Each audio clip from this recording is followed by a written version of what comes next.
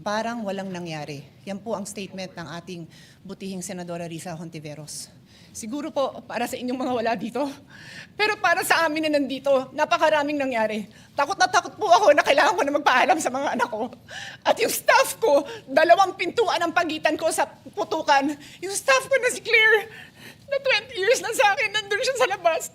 She has a 12-year-old son. Kinuwento niya sa akin late na tumatakbo siya, hindi niya alam kung saan siya pupunta. Kaya para sabihin niyo na walang nangyari. Napakasakit para sa aming lahat na nandito. And as I said, 2 pintuan na nagpo-protect sa akin sa putukan. Pero yung media, yung Senate staff, yung hindi naman makauwi dahil sila ang security, sila ang elevator women and boys natin, nandoon po sila. So dear colleagues, napakarami nang nangyari. And one more thing, wala ho akong sinisisi. Pero nung pagkatapos ng lahat, pagtingin ko ng group natin, yung dating majority group, walang ni isa sa inyong nangamusta sa amin. Salamat po, Mr. President. Mr. President, I rise on a matter of personal and collective privilege. Mr. President, halos 1 linggo na matapos ang habulan at barilan dito sa Senado.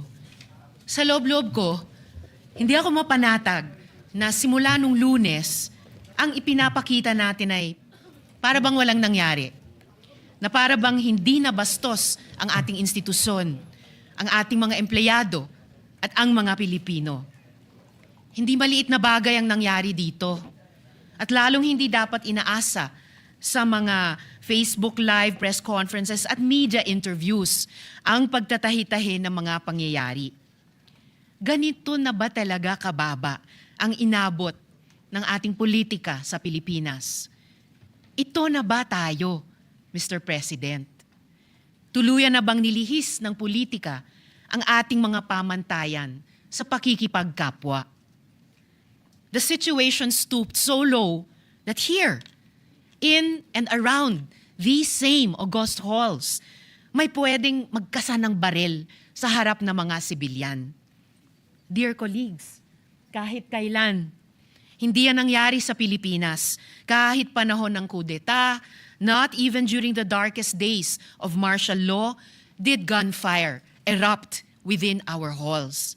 So, whether we stand in the minority or in the majority, the Senate, as an institution, has sustained a profound injury to its dignity, credibility, and moral authority before the Filipino people. And this frustrates me every day since Wednesday, including in the context of initial findings from the investigation conducted by the Department of Justice, the Department of the Interior and Local Government, and the Philippine National Police, beginning to reveal various points. Patuloy pa rin ang investigasyon, Mr. President, at dapat lang. But still, this needs to be said. Kapag may nagpaputok ng baril, right here in the people's house, kapag naghasik ka ng takot sa mga empleyado, sa media, sa security personnel, at sa mga sibilyan, kapag may na-trauma dahil sa karahasan at umuuwing nanginginig at hindi mapakali sa sariling bahay, lampas na ito sa isyu ng pamumulitika. Pambabastos na yan at pang-aabuso sa lahat-lahat ng ipinagkatiwala sa Senado bilang mga lingkod bayan. As we all know, democracy has always made room for disagreement. But, dear colleagues, hindi na ito political disagreement. Hindi na ito issue ng kampihan. What should trouble us is the manner by which this agreement is being settled, which reflects a broader national discourse that has become more coarse and unforgiving. When aggression is normalized and humiliation is treated as political currency. We cannot have a culture that proudly treats fellow Filipinos as enemies to be defeated, all in the name of clout.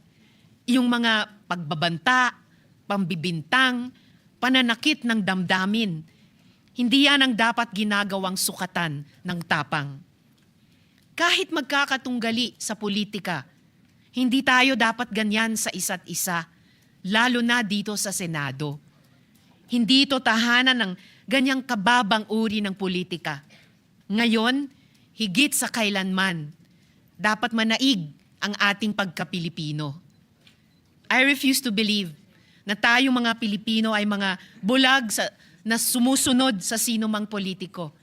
I refuse to believe na wala nang natitirang malasakit, hiya o pagmamahal sa bayan. Kasi ang mga krisis, ang mga sakuna, hindi yan nagtatanong kung sinong kakampi mo sa politika. Lahat tayo tinatamaan at lahat tayo may responsibilidad. At tayo mismo, dito sa Senado, kaya nating magkasundo.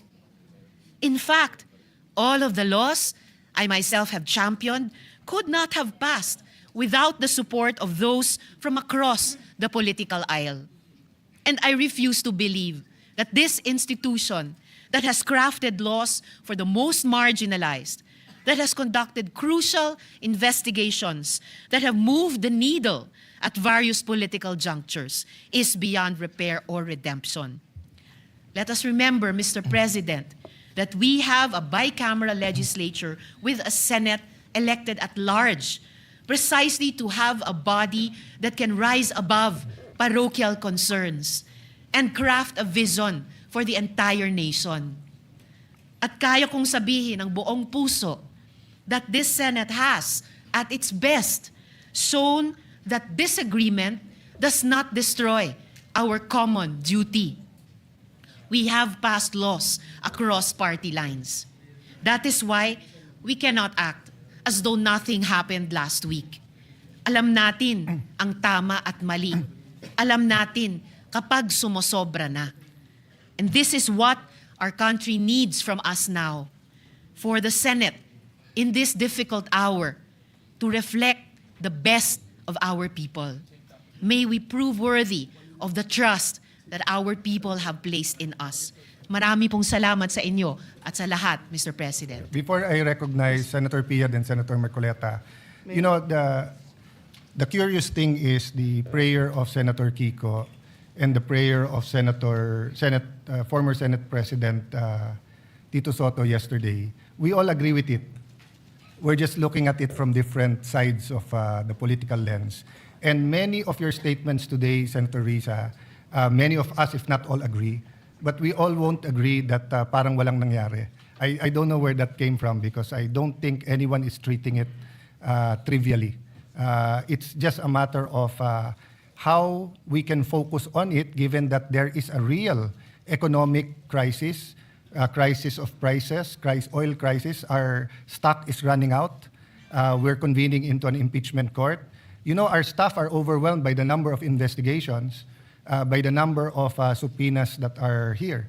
They're asking us to produce so many things while we're also doing our own. So while we will agree with you and let's discuss later on which committee, I do not think anyone is acting as if parang walang nangyari. Mr. President, I also will not interpolate or make my own privileged speech today as requested by the Senate President. I reserve my right to make the proper interventions at the time that the Senate President and our other colleagues agree upon. But I just want to make this quick statement. Parang walang nangyari. Yan po ang statement ng ating butihing Senadora Risa Hontiveros.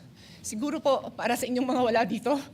Pero para sa amin na nandito, napakaraming nangyari. Takot na takot po ako na kailangan ko na magpaalam sa mga anak ko. At yung staff ko, 2 pintuan ang pagitan ko sa putukan. Yung staff ko na si Claire, na 20 years na sa akin, nandun siya sa labas.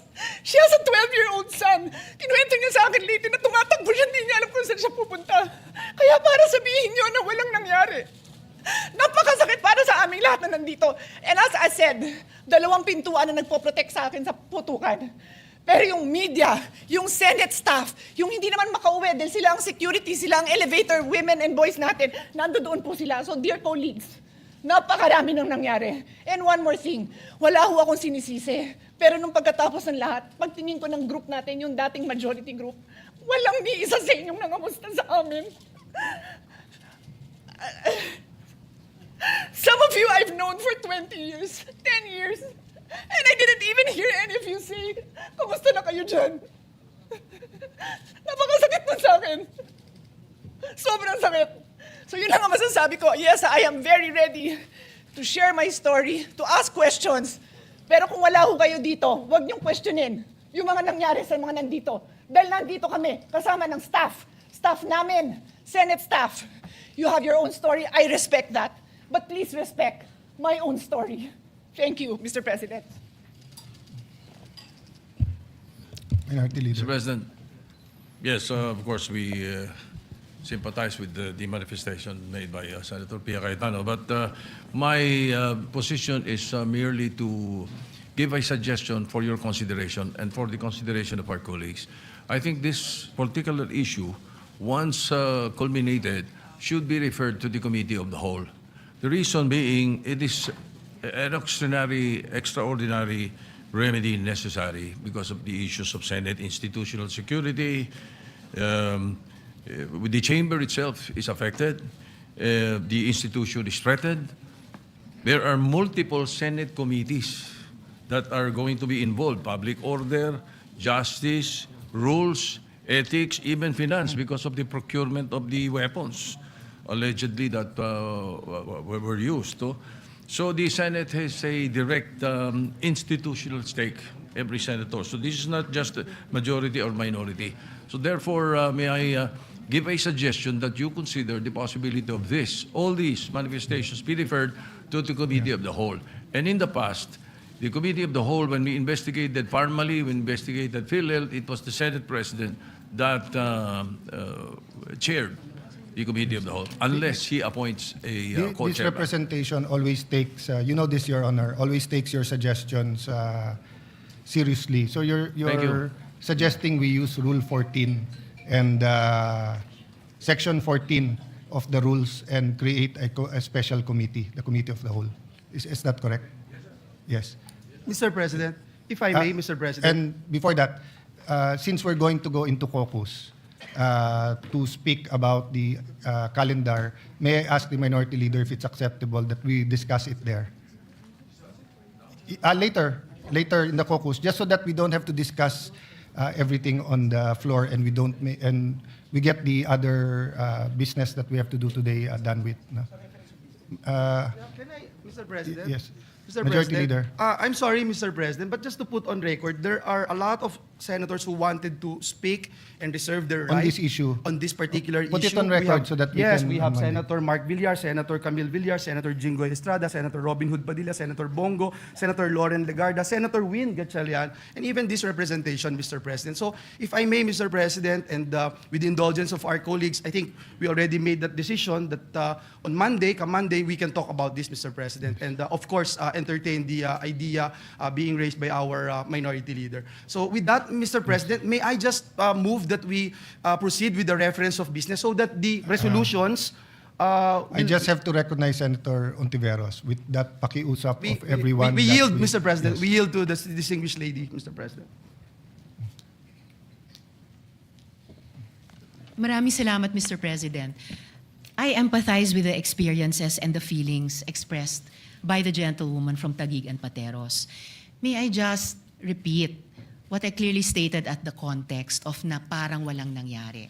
I'm talking about ngayon, after those terrible events that caused fear and a lot of other negative emotions and experiences sa ating mga colleagues, sa ating mga Senate staff, sa security unit dito at sa Senate media. Yun po yung punto ko. And it is akin to one of the points raised by Senator Erwin earlier, before my privileged speech. But let So me just assure to you correct that's not that, the Mr. case. President. In fact, I have to Yes. deal with the security of the Senate every day. I'm just not telling you everything that we have to deal with now to make sure that there's no bombs in the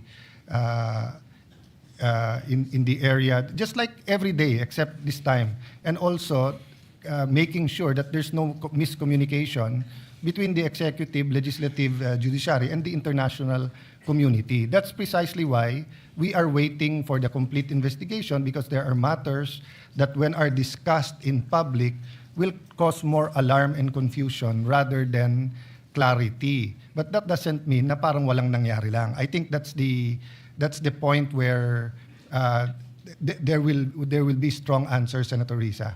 But of course, you have your point of view, and we respect that.